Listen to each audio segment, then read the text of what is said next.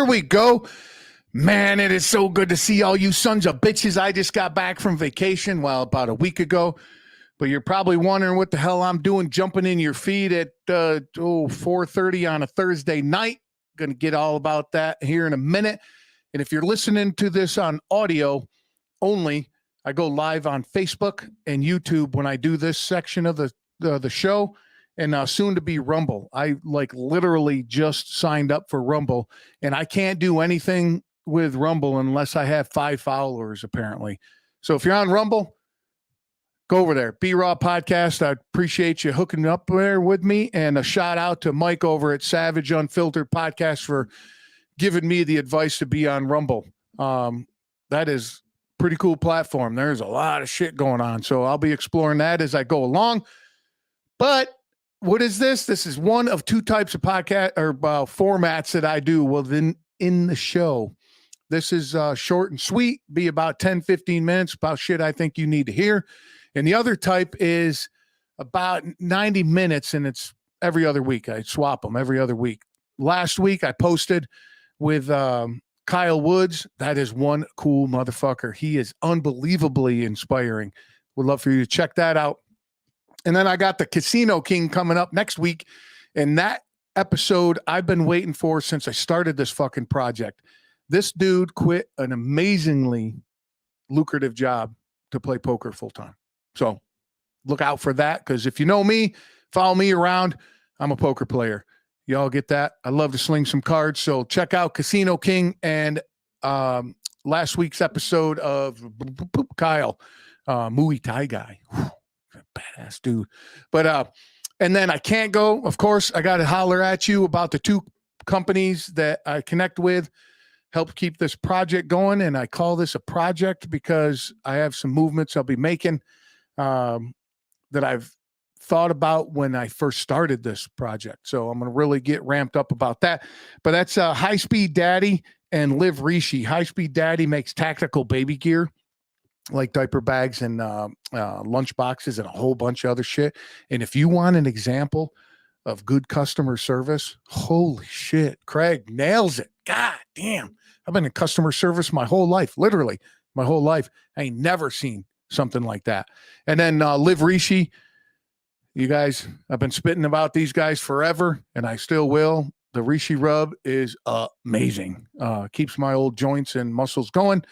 Check them out. Links are in the show notes. And then everything you need to know about the shows at the website, brawpodcast.com. Excited. Got a bunch of things going on. Would love for you to jump over, check that out. All right. The other thing I've been doing, I love a good quote. Don't you love a good quote? I mean, get you thinking, maybe changes your perspective just a minute. But I've been collecting them, my files on my computer, and I got fucking Post-it notes everywhere. You can't see them obviously, but and I never know what to do with them. So I decided, hell, you know what? I'm going to put them in the front of each episode and try to match a quote with what's going on. And I'm telling you, today's quote couldn't be any more perfect for what I'm about to talk about or talk to you about. And it's from Gary Vee. If you don't know who Gary Vee is, you don't use the fucking internet, because I don't think you can go on YouTube or any social media platform without seeing something from Gary Vee. Guy's obviously a brilliant marketer, but years ago, I saw this quote from him, and wait a minute. That was, I remember, holy shit. I remember when this happened. All right, let me read you the quote. Wow. I just came across the old fucking dome. Let me read you the quote. And it says, build a life you don't, wait a minute, hold on. I'm going to back this up a second. Build a life you don't need a vacation from. Right? Holy shit. So the thing that just came across my dome years and years ago, I was going to the U.S. Open with my wife now, and we were on the subway, and I had this fucking quote as a screensaver on my phone, and I was still with the video company. And in my mind, I was trying to make some moves. I wanted to build a life with my wife. not wife, my wife, and make some other moves, to move that forward. I don't want to get too deep into that, but and I remember sitting on the subway, and I look down at my phone and I see this quote: "Build a life you don't need a vacation from." Holy shit! And I'm a big guy with visualization. I love visualization. I believe it wholeheartedly that it works because I have proof of it. I could give you an unbelievable amount of examples of the shit that I have today because I visualize it. And so the way I visualize it, I go to bed early because I get up early. I usually go to get in bed before my wife. And I'll lay in bed and visualize whatever that I want to work on or whatever I want to accomplish or accumulate, I guess is a good word. And the way I visualize is, I can smell the paint. I can feel the fabric of whatever I'm thinking of. I get that detailed with my visualization. And for an example, I visualized at the time, my wife and I were dating, and I was visualizing having a home with a yard for our kids to play in. Later on, as this project got going, I was like, man, that'd be cool. And I visualized having a studio in the basement of a home. Pow, here it is. And those are just a fraction of the examples that I could give you, but we'll move on from that because I could blow you up for an hour on visualization. I wholeheartedly believe in it. But what is it that I'm going to talk to you about today? Well, this part of now that I'm kind of getting back into it here, what I wanted to talk to you about, this is B-Raw Bites. This is me, the microphone, you all listening, whatever's in my mind, on my heart, and shit that I think you want to hear. Take what you want. Thanks for listening. Again, I just got back from vacation. It's been a week. It was fucking unbelievable. And I'm laying on the beach and I'm watching my wife and my son play in the water. Now, my wife is a dolphin. She loves the water. There's two events or two places that we go that I'll lose my wife until she's ready to be done with it. One is a wedding. As soon as the music starts on the dance floor, poof, she's gone. If I want to dance, I know that I just got to cut in and she'll more than happily cut in with me and we'll cut a rug. And the other one is the ocean. As soon as we hit the ocean, poof, gone. It's a little different now with our son. We would take turns because we physically have to. He's only 2, so we can't obviously let him run around in the ocean by himself. So we would take turns, handle him in the water. I happen to be laying in the chair, chilled out, getting fucking sunburnt. Whew, I was not responsible with handling the heat in the sun on my vacation. A good example of that is I got out of the shower. Of course, I'm naked, and there's my wife standing there, wide-eyed, looking at me, starts giggling. I'm like, come on, man. That's just a cold shower, right? Anyway, she goes, you remind me of a box of Neapolitan ice cream. White, pink, and brown. So I thought that was pretty funny. But we've all been there, huh? That's why you're all laughing, because you all been there. And I was laying in the chair, just completely relaxed. Now, this is the first time that I can honestly remember that my vacation, I came back clear-headed, not stressed about getting back to whatever I was getting back at. It's been a week. I've been home a week, and I am still not stressed. I'm not moving nowhere near the speed I'm used to moving, and I've probably got 10 times more shit accomplished.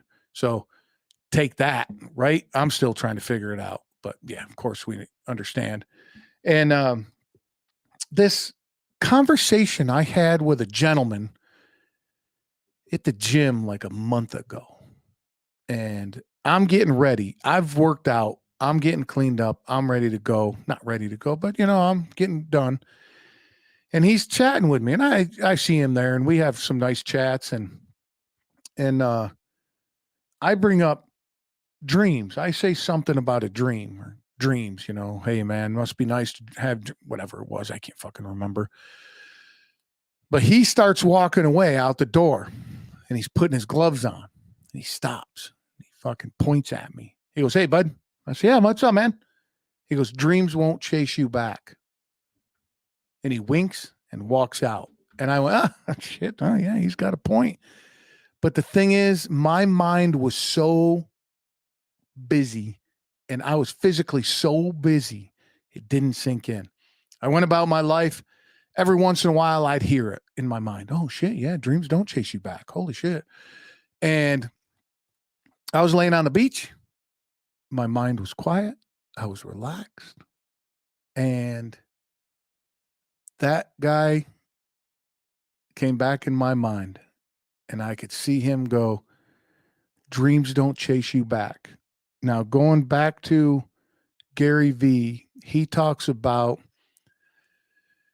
do you want to, if you talk to an older person, 70, 80 years old, 60, 70 years old, the biggest thing they have is regret that they didn't do X, whatever X is, fill in the blank.